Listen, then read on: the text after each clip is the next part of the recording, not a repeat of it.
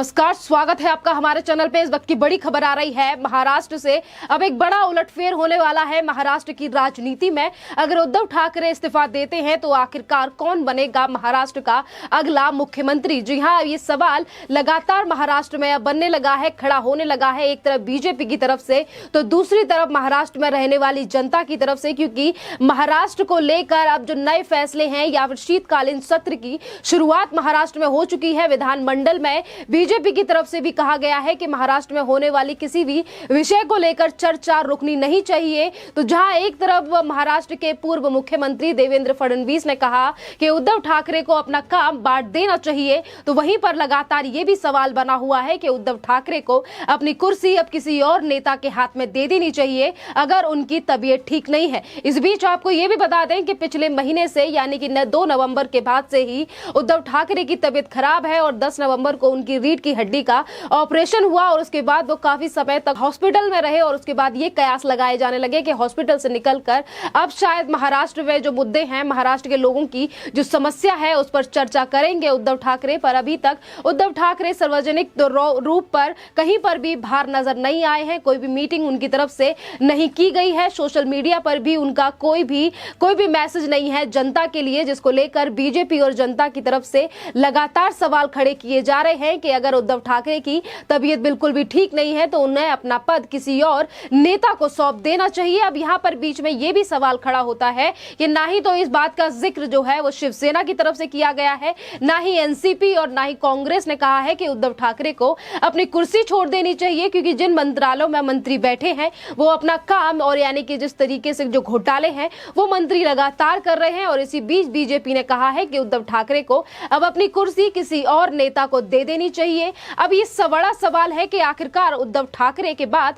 कौन संभालेगा मुख्यमंत्री की कुर्सी। और यहाँ पर अगर आदित्य ठाकरे को लेकर बातें सामने आ रही हैं तो आदित्य ठाकरे हो या रश्मि ठाकरे, या इन दोनों को कौन मुख्यमंत्री बनने देगा? क्योंकि अगर हम बात करें इस सरकार को लेकर कि सरकार किस तरीके से महाराष्ट्र में बनाई गई थी, महाराष्ट्र में कांग्रेस का जो समर्थन है वो इसीलिए मिला था शिवसेना को, क्योंकि सोनिया गांधी ने 2019 अक्टूबर के महीने में मांग रखी थी कि अगर उद्धव ठाकरे मुख्यमंत्री बनते हैं तभी कांग्रेस समर्थन देगी शिवसेना को। और अगर अब आदित्य ठाकरे को कुर्सी देने की बात की जाती है तो शायद ही शिवसेना के बाद एनसीपी और कांग्रेस इस बात पर राजी होंगी। और बात अगर रश्मि ठाकरे पर आती है तो रश्मि ठाकरे को कोई ज्यादा नॉलेज नहीं है राजनीति की, तो शायद उसको लेकर ज्यादा ही पार्टियों की तरफ से ज्यादा जोर नहीं दिया जाएगा। अब लगातार सवाल यही उठ रहा है कि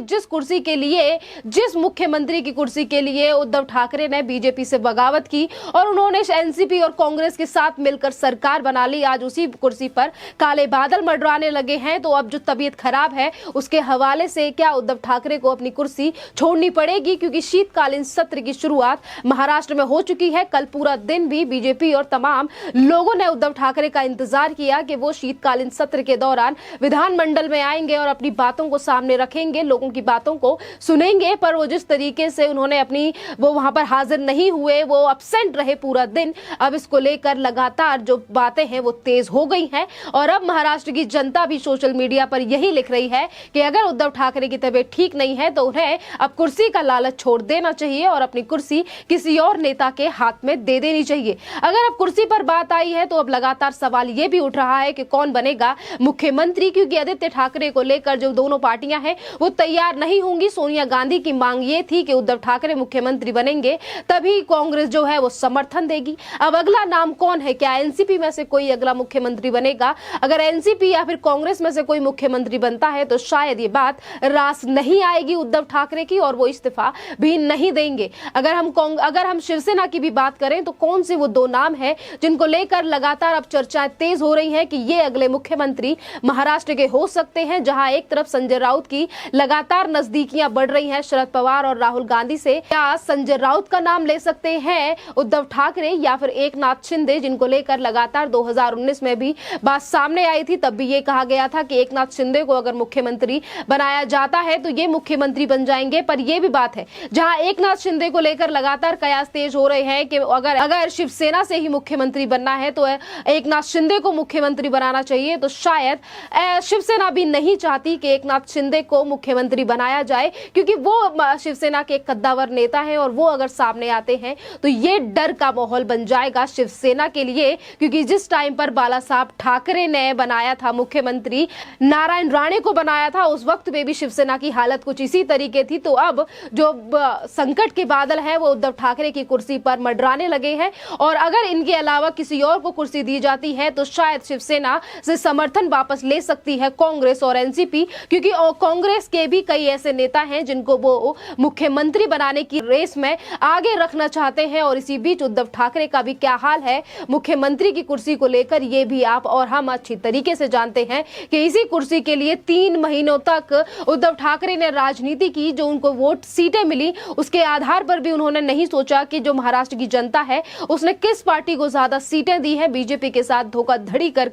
उन्होंने एनसीपी और कांग्रेस के साथ सरकार बनाई सिर्फ और सिर्फ कुर्सी के लालच में, और आज वही कुर्सी उद्धव ठाकरे के हाथ से जाती हुई दिखाई दे रही है, जहां उनकी पार्टियां भी उनको लेकर इस बात पे समर्थन नहीं कर रही हैं। बीजेपी की तरफ से लगातार ये कहा जा रहा है कि महाराष्ट्र में जो काम है वो रुकने नहीं चाहिए, चाहे फिर वो नए कोरोना के वेरिएंट को लेकर हो या फिर महाराष्ट्र में तमाम और जो बिल है उनको लेकर बात हो, क्योंकि नई नई समस्या महाराष्ट्र में हर रोज उभर कर निकल कर सामने आ रही हैं और महाराष्ट्र के मुख्यमंत्री कहीं पर भी नजर नहीं आ रहे हैं। और नेताओं की अगर बात की जाए तो इस पर कोई भी सवाल अभी तक कोई जवाब नहीं आया है एनसीपी की तरफ से। तो क्या अब उद्धव ठाकरे की कुर्सी जाने वाली है, और जाने वाली है तो क्या ये महाराष्ट्र में सरकार अब ज्यादा दिनों तक टिकेगी? क्योंकि अगर अपनी मनमर्जी के मुताबिक उद्धव ठाकरे किसी को भी मुख्यमंत्री चुनते हैं तो शायद ये उनके लिए भारी पड़ सकता है, क्योंकि एनसीपी और कांग्रेस की काफी मांगे थी। उसके बाद उन्होंने शिवसेना के साथ मिलकर ये सरकार बनाई थी, और उन मांगों से हटकर अगर ये किसी को भी मुख्यमंत्री चुनते हैं आगे के लिए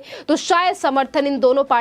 ये दोनों पार्टियां शिवसेना से अपना वापस ले सकती हैं। महाराष्ट्र में फिर से एक बार उद्धव ठाकरे की सरकार जो है वो गिर सकती है, और यानी कि राष्ट्रपति शासन लगाने के भी अब दिन महाराष्ट्र में नजदीक हैं, वो भी आ सकते हैं, क्योंकि लगातार इन चीजों को लेकर गवर्नर के पास भी लोग जाने की मांग कर रहे हैं। राज्यपाल भगत सिंह कोश्यारी हैं, उनसे भी कई लोग ये कह रहे हैं कि वहां के जो गवर्नर हैं उनको भी इस बात पर ध्यान देना चाहिए कि महाराष्ट्र में काफी ज्यादा समस्याएं हैं जो दिन प्रतिदिन बढ़ रही हैं, और इन्हीं के चलते उद्धव ठाकरे को इन चीजों पर भी विचार कर देना चाहिए। आपको बता दें कि जहां एक तरफ मुख्यमंत्री की कुर्सी को लेकर लगातार बादल मंडराए हुए हैं उद्धव ठाकरे के ऊपर के आखिरकार कौन होगा अगला मुख्यमंत्री, तो इसी बीच ये भी खबरें हैं कि महाराष्ट्र के जो नए जो और भी ज्यादा जो मंत्री हैं, एक से एक बड़े जो मंत्री हैं, उनके घोटाले भी दिन प्रतिदिन निकलकर सामने आ रहे हैं, और उन पर भी उद्धव ठाकरे की तरफ से या किसी और बड़े मंत्री की तरफ से कोई बयानबाजी नहीं की गई है। यानी कि अब जो महाराष्ट्र सरकार है वो जहां एक तरफ बड़े वादे इनकी तरफ से किए जाते हैं कि सरकार जो है वो 25 से 30 साल चलने वाली है, और सरकार के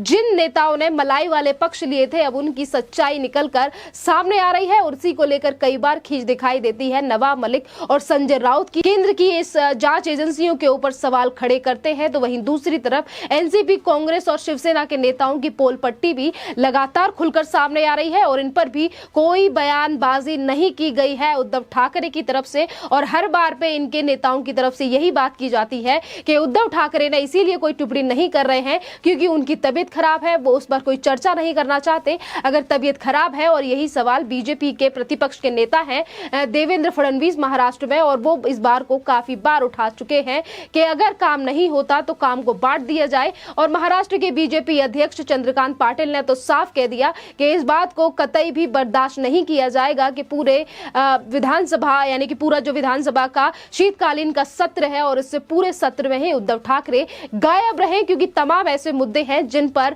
विपक्ष, प्रतिपक्ष और सरकार को बैठकर बात करनी चाहिए, और इसी को लेकर चीजें महाराष्ट्र में सुलझेंगी। अगर उद्धव ठाकरे अपनी बीमारी का बहाना लेकर अपने नेताओं के ऊपर कोई कार्यवाही नहीं करना चाहते या फिर महाराष्ट्र की जनता की बातों को नहीं सुनना चाहते, तो फिर उन्हें अपनी जो सीएम की कुर्सी है वो त्याग देनी चाहिए। अब सबसे बड़ा सवाल यही बनता है कि आप महाराष्ट्र की जनता के लिए, जिनके लिए अभी तक उद्धव ठाकरे नहीं सोच रहे हैं, घर में वो अपनी हेल्थ की वजह से बैठे हुए हैं, शीतकालीन सत्र में भी नहीं आ रहे हैं, विधानमंडल में भी वो नहीं दिखाई दे रहे हैं, उनके नेता किसी भी चीज को लेकर ज्यादा बात नहीं कर रहे हैं, तो क्या अब जो सबसे बड़ा सवाल बना हुआ है वो यही है, क्या उद्धव ठाकरे इस्तीफा देंगे? क्या वो अपने लोभ, जो लालच है वो उसे छोड़ेंगे जिस लालच में आकर उन्होंने इस गद्दी को अपनाया था? क्या शिवसेना और एनसीपी आदित्य ठाकरे या फिर